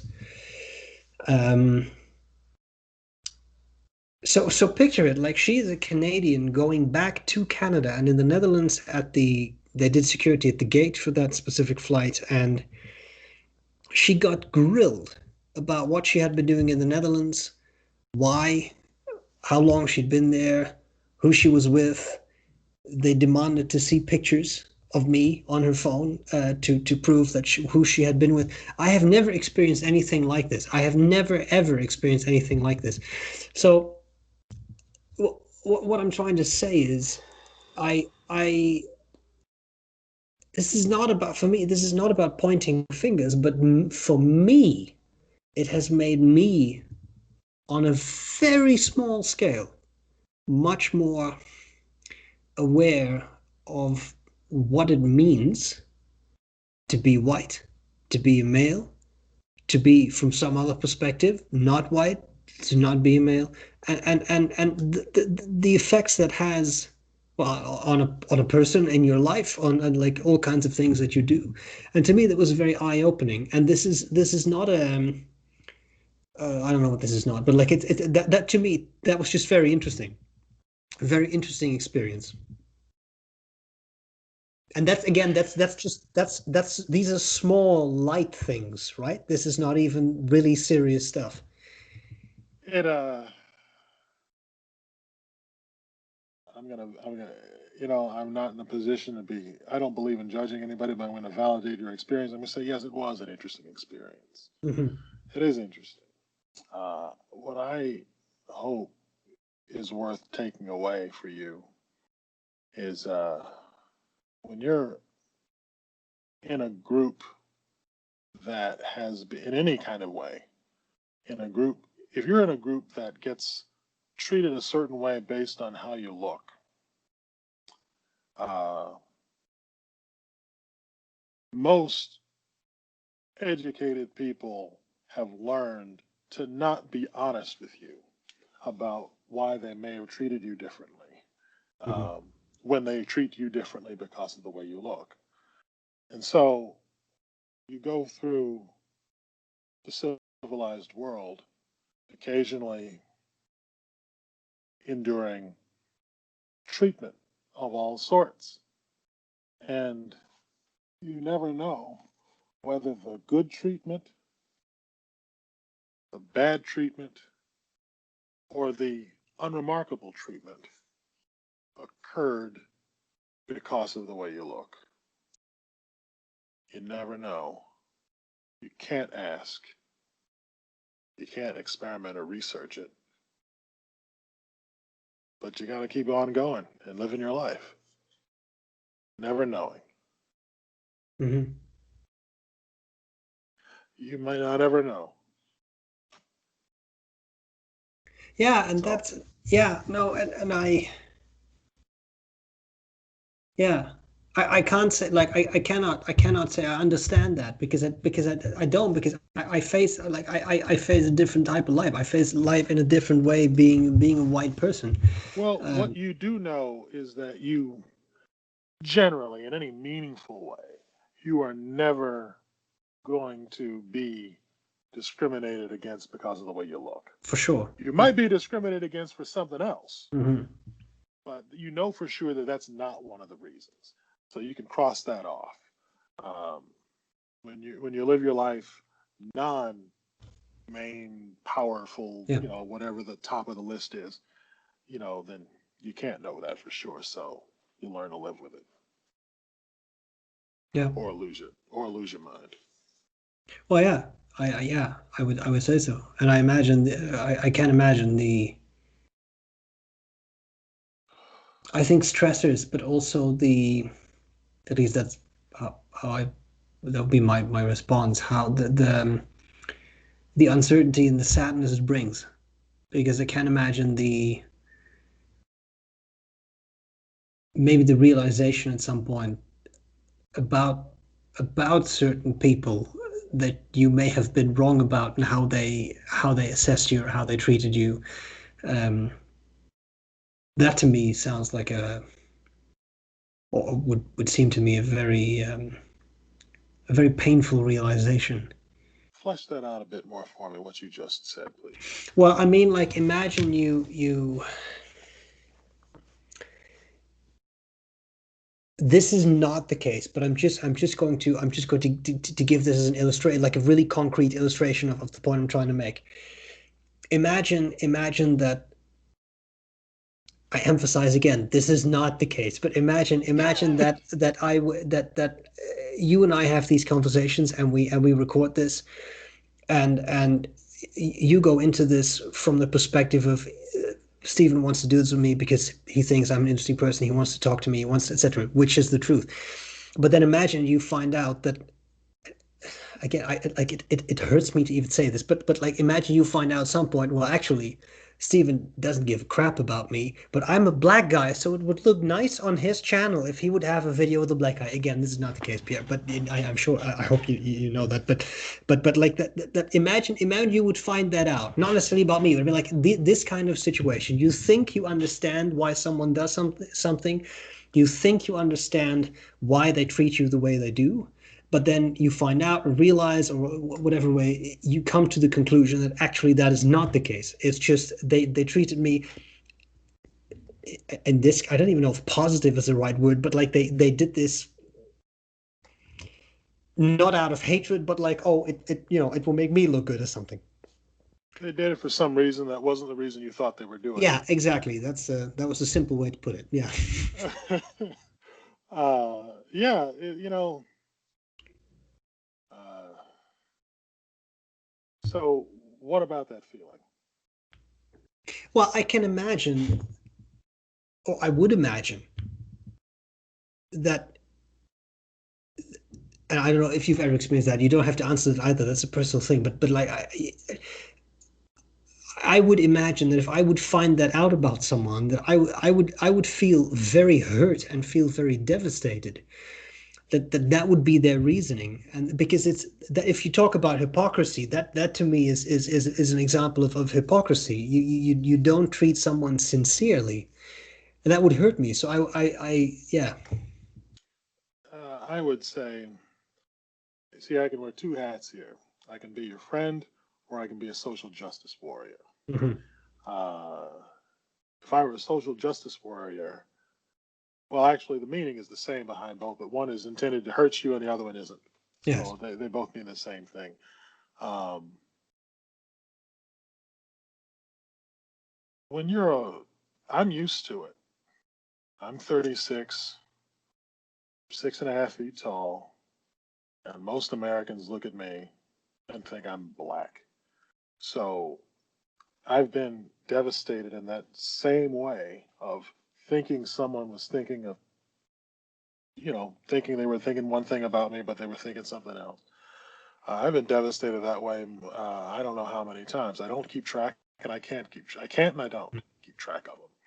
So at some point, you figure out a way to not be devastated every time. You just couldn't function.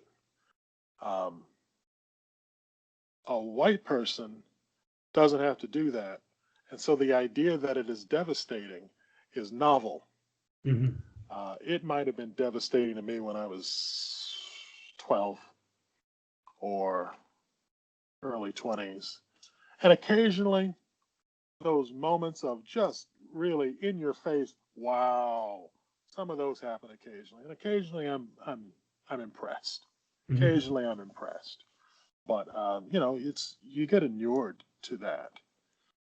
So that's the thing that's the takeaway. I did want to ask, what was two things? What was Aziz's takeaway with the examples that you were mentioning at the airport? If you can talk about them. And the second one is I wanted to tell you about what happened with me at like at a time where I was just blown away.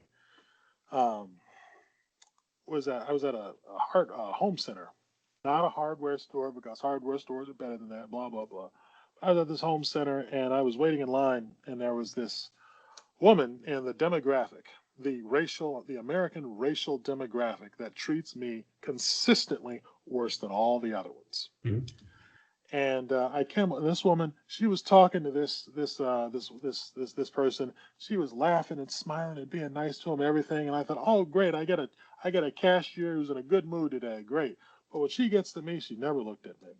She never said hello. She only said the price and gave me nothing else. And I was smiling and trying to engage with this person because I've been waiting in line a long time, and I got nothing. And I thought, wow, what was this? What happened?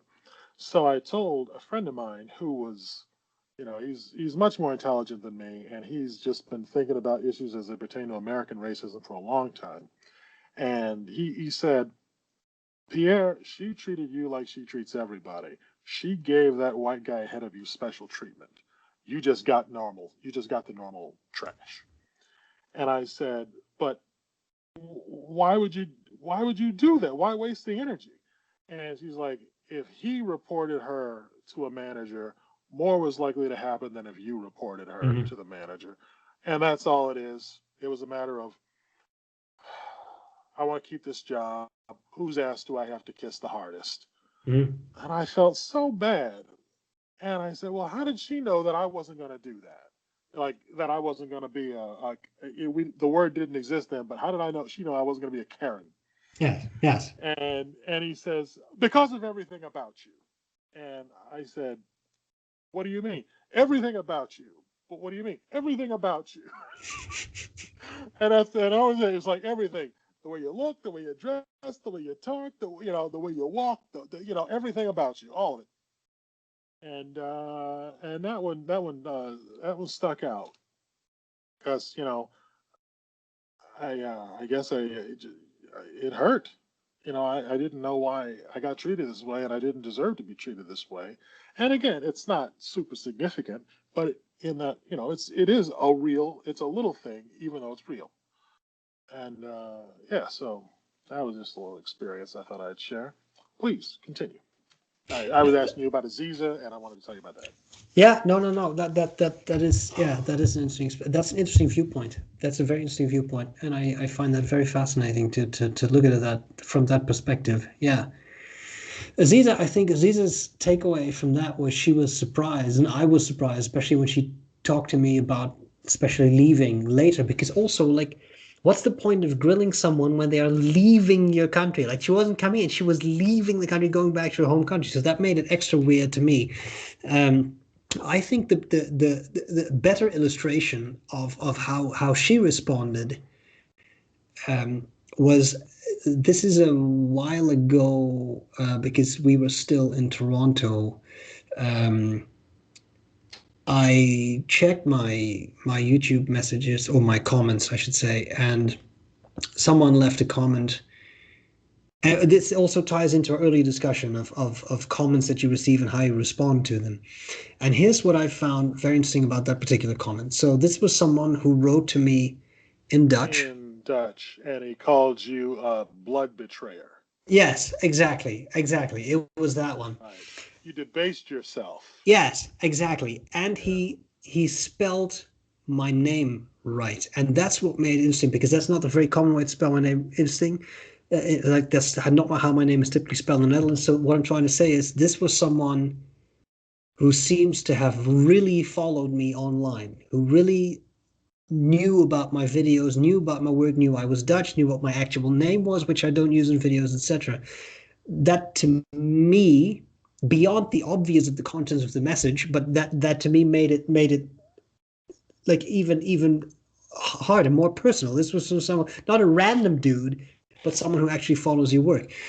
And I was shocked because that was the first time to me that I was confronted with such blatant discrimination, racism, actual racism. And I was I thought I have to tell Aziza because she is going to see this. I think she was in the shower or something. Like she was coming out. I said, okay, I have to share this because I don't want you to see this. I don't exactly know what to do right now beyond blocking this person and like but the interesting thing to me was I feared she was going to freak out or be very upset or be angry or be very sad. And her response was, yeah, well, this is an insane person. This is what it's like. This is what it's like to be a brown person. Like this is what we face. And that kind of ties into what you said about, yeah, I've been hurt countless of times, which is I say this sincerely, that is heartbreaking and not how obviously not how things should be, but that like it offends me like that is something you have to face. You're a wonderful person, one of the most intelligent people I've ever met. You are incredibly eloquent. You are and Let me this take my shoes off again. This, yeah, do it. I'll go on for a bit. And just so beautiful. That's the most beautiful. Like you're so handsome. But like, but then that's the most important thing. But then, but that almost the acceptance of, yeah, well, this is what it's like. And she was Yeah. not upset. She was just like, yeah, this is. I wouldn't exactly go so far as to say resignation, because clearly she was like, this is absurd, and yes, he should be blocked, and this is, but just like, yeah, this is what it's like, and I found that again, I found that shocking, and also again there too heartbreaking, but Let me let me say a couple of things. yeah, This person obviously was um, watching your work for a long time before they made that comment. mhm, You did not know that they were capable of making that comment until they did so. You do not know if they felt a way to want to make such a comment the entire time that they knew you or knew of your work. You don't know. Uh, they may have changed over time and become this person. Um, they may have been that way the whole time, but they may have changed. And we can't know how many more people follow your work who feel this way but simply haven't said anything yet, absolutely. or who are choosing to simply not say it Hmm. but feel that way. That's all. Yeah, that's all. Sorry, it's just big disappointment. It's a big disappointment. It is, and I think it was very apt with what you said earlier, like for myself, I don't typically have to worry about such things. I don't have to worry about me being discriminated against as being a white male. But that doesn't, what I think what I'm trying to say is, because this is not a matter of um me wanting to harp on how lucky I am or that kind of stuff, but it's more a matter of, but that doesn't mean you cannot be aware. I think that's what matters to me. That doesn't mean that you can, and I feel that not everyone, but there are a lot of people who do that, especially white men. I sometimes think,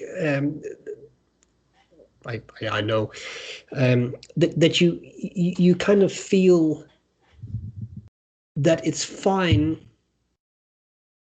to pretend like there is nothing going on, and to pretend like it is not a thing because you don't face it, or even because you think that you don't, or maybe actually don't, but that is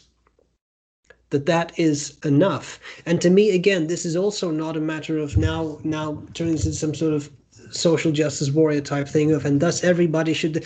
That's not what I'm saying. But I think that if people would be more aware of these kinds of things happening, which isn't always easy if you're not confronted with these things. To me, that was an eye opener.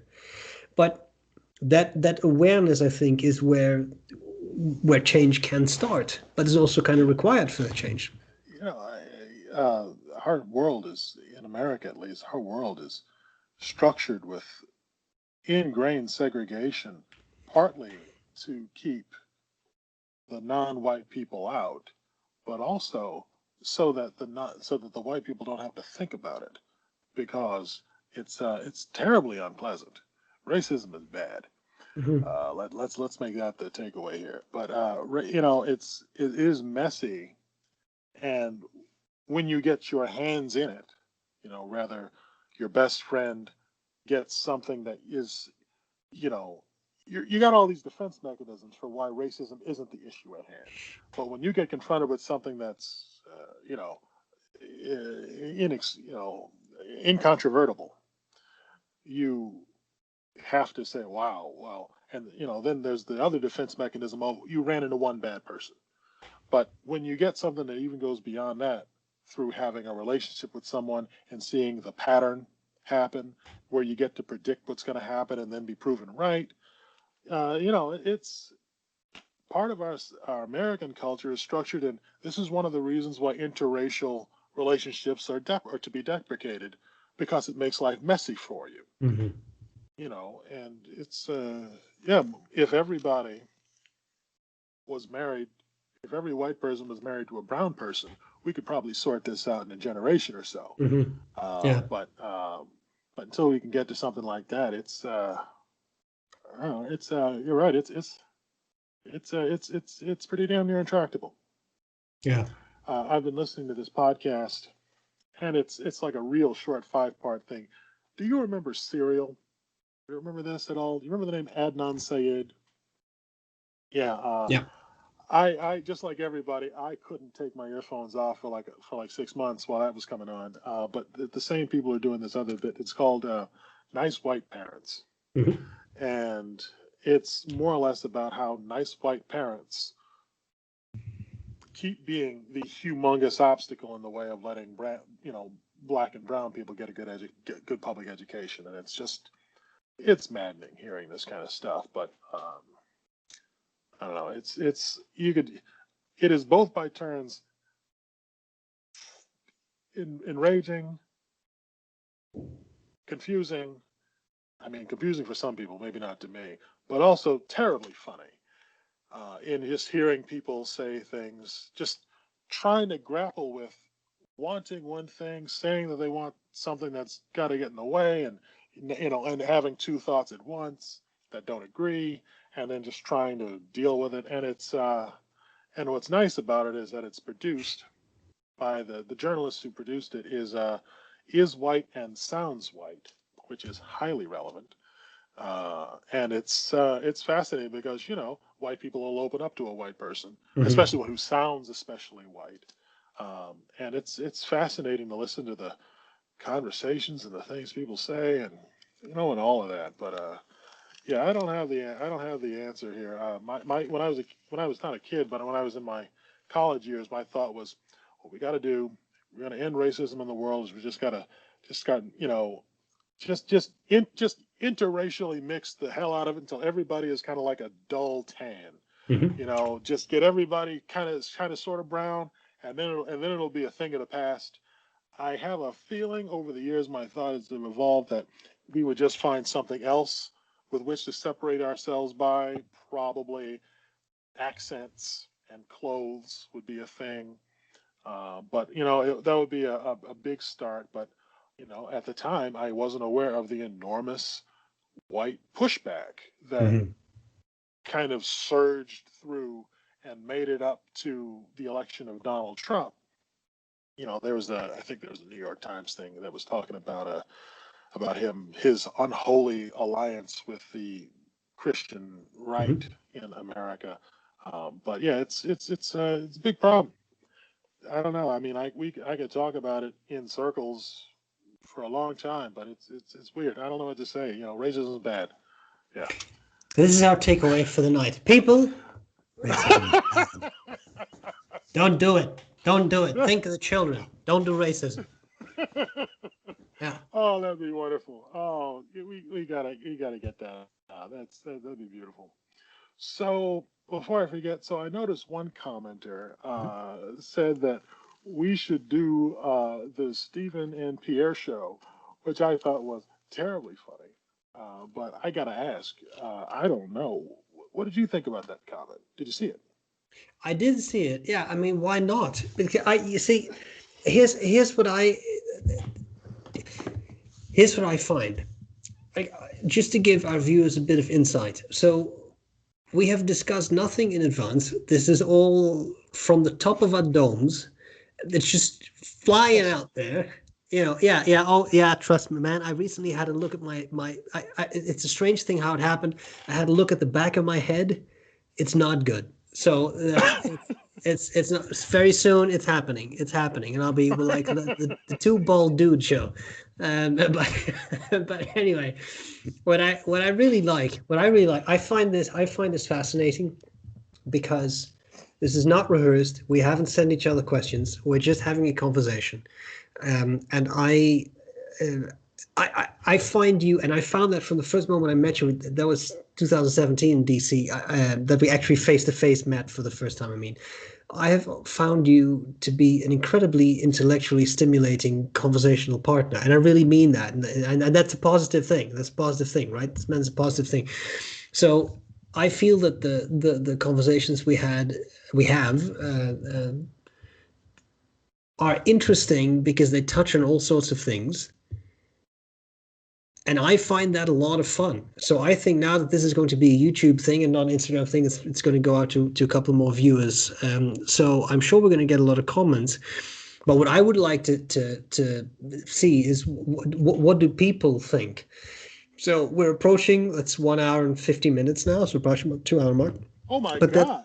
I know, man, Wow. time flies when you're having fun. So I find it very interesting to hear that. So what do you think? I think the idea of Stephen and Pierre show, or the Pierre and Stephen show, I like the love stream. That was a great idea that you came up with. Oh yeah. Well, So hey, it was you. The written record says it was you first, man. oh well, okay. In any case, that I think this is very interesting. So I think I'm absolutely up for doing this again. So the Okay. viewers let us know, and if not, we're just going to do it. We're just not going to record it, and it's tough luck for you all because you don't get to share this brilliance. But that's your own problem. Oh, yeah, yeah. Hey, I, I, I had a friend that we would occasionally we'd get together and we would we had kind of diametrically opposed views on what an economy should be structured like, and it was we thought it would be neat to do a podcast, um, but neither one of us could be bothered to show up on time, so it never Nice. happened. But talks like that, I think, it could be interesting to just let the audience be a fly on the wall between two people talking.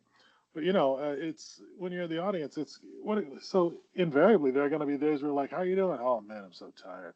How are you doing? Oh, I'm so tired. What do you want to talk about? I don't know. I'm just hungry. What you have to eat this afternoon? And it could just be dull, peppered with occasional tidbits of who knows what. So would you feel comfortable? Like, would there be pressure to be making it interesting? What if you didn't feel like it? Talking with you is just goes naturally like this, but I how would know. you navigate that? I think it's. I think it would be. I think it would be interesting. And I don't think that is necessarily a thing that puts pressure on you because I think the more you pressure yourself, the more awkward it gets. And that's what I really enjoyed about today. Like different topics came up, undoubtedly some topics that I'm sure some people are going to feel very strongly about, and that's okay. That's okay because um, that makes it interesting. That makes it interesting. And I think if you have two people who can have a respectful conversation about things, which I think we've managed to do twice so far. So I think we can do this. I think we can do this. Yeah, I think it would be cool. Okay, I have another question. Mhm. So, full disclosure, I manufacture fountain pens, and I have been meaning to get you something for a long time. Mhm. Blah blah blah. Haven't done it yet. Um,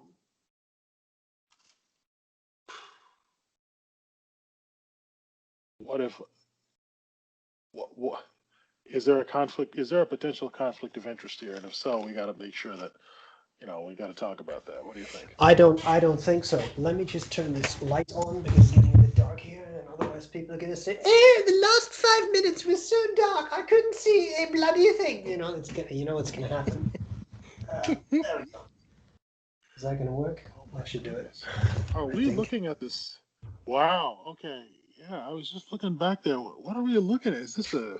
Stars. I know, but but more. There's a structure here. Is this the? That's my Is this a face. galaxy? No. Oh, not no. The white. Never Yeah, mind. it's the I think it's the Milky Way galaxy, Okay. just against the. I've always wanted to be able to see some of it, but I've never been able to. I went camping once when I was a kid, and I got a lot of stars, but I haven't seen. I can't see it. I've never seen it. I know. I think I recently saw part of it. I was with some friends who live in a very rural area in a village. There's only 300 people, and there's no street lights. There's at least that street. There's nothing. And I left. Uh, must have been about I don't know 10:30, 10:45 or so. It was dark. I looked up. I mean, I hadn't given my eyes a lot of time to adjust, but I had the feeling that I saw a few like cloudy bits that I think was Milky Way, but I'm not 100% sure either. It is pretty dark here. I should just go out one night and just see what I can see. As to the issue, no, I don't think there's an issue. I don't think there's a conflict of interest because, I mean, I have other like no, I don't think so because I have companies who send me stuff. Uh, no, I don't think so. Okay, if you're okay with it, I just I'm I okay wouldn't with it. want, like, if I sent you a pen and you hated it to the bejesus and it was everything you could do to keep from smashing it with your 20-pound sledgehammer, and you say, Pierre, this pen was terrible. I just wanted you to know. Well, I guess I would say, yeah, all right. Well, sorry you feel that way.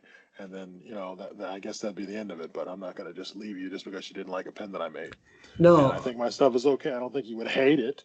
I don't think so. No, So, okay, all right, all right. no. Yeah, I just figured I'd put it out there because it was like there's these two buddies Yeah, hanging yeah, out on the internet, and one of them's reviewing the other guy's pen. I can't yeah. trust this. No, I You know know? it could be. It could be. Yeah, it could be. Yeah, yeah, yeah. No, Okay. we'll just give full disclosure like this. Hey there, this is today we're going to talk about this pen. It's made by a friend of mine, but Right. I don't. But I'm purely objective here. Don't worry about it. Yeah. All right. Yeah. Yeah. You'll be. And I always like that your reviews are pretty objective. You just get to the pen. That's fine. That's fine. All right. So well that sounds great. That'd be pretty neat. Let's see what the people in the comments have to say about any of this. I don't know. A little piece of me feels like I'm just imagining this will go up on the internet. It'll be no comments, one up thumb, 5,000 down thumbs. That's it. Nobody said anything, and that's kind of what I expect. Because it's always like that. I always get the most ridiculous possible response. Well, we're going to see. We're going to see. This is going to be the maiden voyage of the Pierre and Steven show. Oh boy.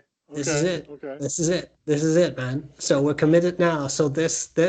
is how things start. So we're gonna see. I'm not worried. Okay. I'm not worried. Okay. So Well, I mean, we know that you can handle it. Yeah, I've never been. I don't know. This is like me. I'm not Pierre. Not talking about pens so far. Who knows? Who knows? one day, Yeah. that's gonna have to Yeah. be a future episode. Okay. It's fine. Yeah, keep notes, and I'll check back in there. Yeah. Mhm. Sounds good. Sounds Okay. good. All right. I think this is it. We have done 1 hour, 57 minutes. So I think that for tonight, that's a good duration. Beautiful. We shall come back soon. Thank you all for watching. If you didn't like it, there's something wrong with you. Discuss it with your therapist.